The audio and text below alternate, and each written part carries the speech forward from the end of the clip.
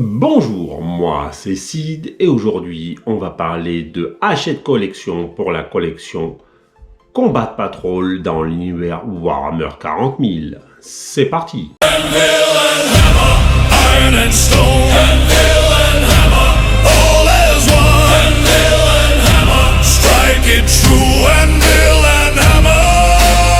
Avant de commencer ce unboxing, comme tu en as maintenant l'habitude, un petit like, un petit commentaire. D'ailleurs, je tiens à remercier les nombreux commentaires sous ma précédente vidéo. Ça m'a fait super plaisir d'échanger avec vous. Et comme vous avez pu le constater, oui, j'ai beaucoup de lacunes sur Warhammer, mais c'est normal car je débute Warhammer, même si ça fait bientôt 1 an que je connais Warhammer. Mais concrètement, le jeu en lui-même, je l'ai découvert avec Hachette Collection. Donc j'ai beaucoup de choses à apprendre et j'espère faire de mon mieux pour vous faire partager ma découverte progressive du hobby. Après, comme vous le savez, je n'ai pas que Warhammer, j'ai HeroQuest et Conquest dont je suis affilié. Très bon jeu au passage. Bref, nous ne sommes pas là pour ça. Vous pouvez également vous abonner afin de ne louper aucune autre de mes vidéos. D'ailleurs, je vais bientôt sortir une vidéo sur mes Votann. J'ai enfin acheté la Combat Patrol Votann. Donc, je vais vous faire un unboxing et celle-là, je compte bien la monter, la peindre et vous la présenter par la suite. Voilà, nous sommes partis pour ce unboxing. Combat Patrol numéro 38. À l'intérieur, une grappe plus un socle de 60 mm. On va de suite regarder la grappe.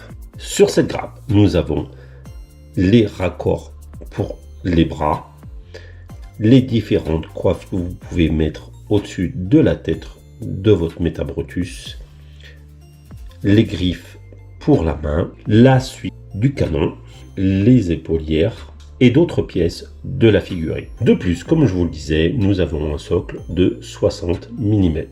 Passons à la découverte de ce magazine. Ici, nous avons la peinture, sans surprise. Le numéro précédent étant sur l'assemblage, ici, nous attaquons directement par la peinture, sans surprise. Ils vous font sous-coucher en noir, plus appliquer les différentes peintures. Voilà, il n'y a pas de technique particulière, sous-couche en noir, l'application de Squid Orange et là, les zones métalliques. Puis, le Rebutor Armor, donc le doré, le blanc pour les cornes. Vous avez le canon et la masse, mais vous pouvez mettre autre chose. D'ailleurs, vous pouvez aimanter vos bras afin d'avoir toutes les options sur votre Metabrotus. Puis, ils vous font appliquer les ombrages, donc forcément les shades. Donc ici, vous n'avez rien d'extraordinaire. L'Unul Oil, la Grax, et le rouge et le violet. En shade, évidemment. Vous devez en être à ce stade-là. Donc un stade bien avancé, il ressemble quand même à quelque chose de correct. Ils n'ont toujours pas attaqué les socles, mais bon... Au niveau de la figurine, elle est plutôt bien avancée. Ici, un peu de lore, donc les zones de guerre de Nephilim. Donc ici, nous voyons en illustration les Nécrons. D'ailleurs, ici, marqué Imperium et Nécron. C'est un peu bizarre d'ailleurs, car les Nécrons ne sont pas présents dans la collection, mais ils vous parlent quand même des Nécrons. Bon, au niveau lore, c'est bien, mais pourquoi parler des Nécrons alors qu'ils ne sont pas dans la collection? Voilà, il vous présente les sous-systèmes de Nephilim et où se situent les systèmes Lonor, Skaren et Myrtika. Donc pour se représenter au niveau du lore, cela est très bien. Ici, le Dramatis Persona, donc Robert Guilliman, Zeras, Efrafelstrem, je ne sais pas si je l'ai bien dit, et le Roi Silencieux. Ici, l'élu des dieux, donc la Desgarde, que vous n'avez pas dans la collection également. Vous avez les Emperor Children, les Teuzenson et Nurgle. Pourquoi il parle des empereurs Children et des Teuzenson? Ouais, je sais pas pourquoi. Bref, c'est peut-être qu'ils sont dans ce sous-secteur qui se battent pour ce secteur-là, sûrement. Donc là, il vous présente des unités de Nurgle. Comme je vous dis, Nurgle, vous n'avez pas la Death Guard dans cette collection, donc c'est bien, mais je ne vois pas pourquoi en parler. Bref, nous passons au niveau des règles. Donc ici, il nous parle des stratagèmes. Qu'est-ce qu'un stratagème et comment l'appliquer? Voilà, vous avez plusieurs stratagèmes. Et ici, le creuset de la douleur afin de mettre en pratique les stratagèmes tout simplement. Donc ici, il vous donne les règles de la petite mission, la mise en place du scénario. Donc vous pouvez choisir Khorne, Nurgle, Tzeentch ou Slaanesh en tant que faction chaotique non affiliée. Et ici, vous jouez le Métabrutus contre une des 3 factions que vous aurez choisies. Voilà, donc si vous avez gagné, vous avez la victoire du Métabrutus et la défaite du Métabrutus. Ça mériterait que je prenne plus de temps de lire le petit scénario, mais en gros, retenez que c'est une mise en pratique de ce qui vient de vous annoncer avant, c'est-à-dire les stratagèmes, et il vous fait jouer la figurine que vous venez de monter dans le magazine, ce qui est plutôt bien à chaque fois. Il vous reparle des numéros suivants, donc à partir du numéro 41, vous aurez un tapis et un deuxième tapis dans le numéro 61 afin d'échanger vos tapis que vous avez en papier actuellement eu dans les précédents combats de patrol. Il vous représente la combat de patrol des orques et la combat de patrol des Votann, que j'attends avec grande impatience d'ailleurs. Dans le prochain magazine, vous aurez vos dernières figurines Eldari, les gardiens fantômes. Donc là aussi, vous pouvez tripler ce numéro.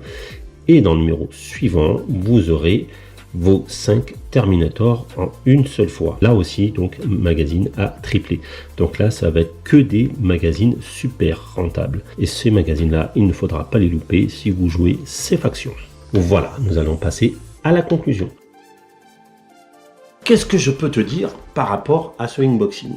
Eh bien, tout simplement que ce magazine vaut largement le coup. Comme tu le constates, c'est un magazine super rentable. Même si il te faut 2 magazines, et ça reste super rentable. Tu as la figurine à moitié prix.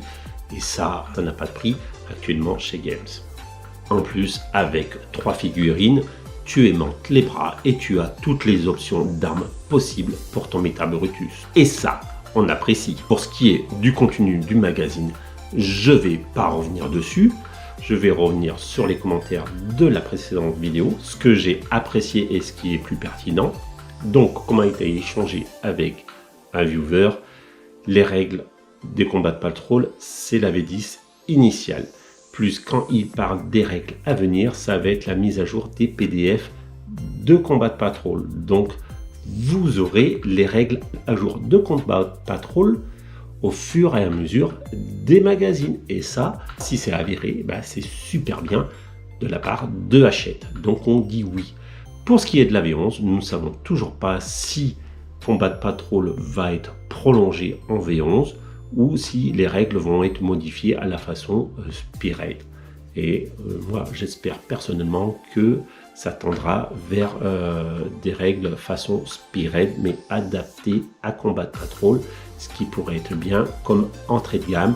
Avec des combats de patrol, vous avez un autre système de jeu. Puis, en fin de magazine, comme le magazine précédent, nous avons la présentation, encore une fois, des orques et des Votann.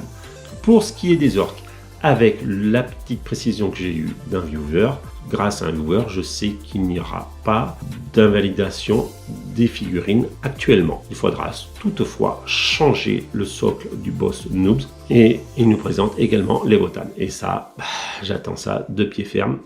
Voilà, cette vidéo est à présent terminée. J'espère que cette vidéo vous a plu et je vous dis à très bientôt.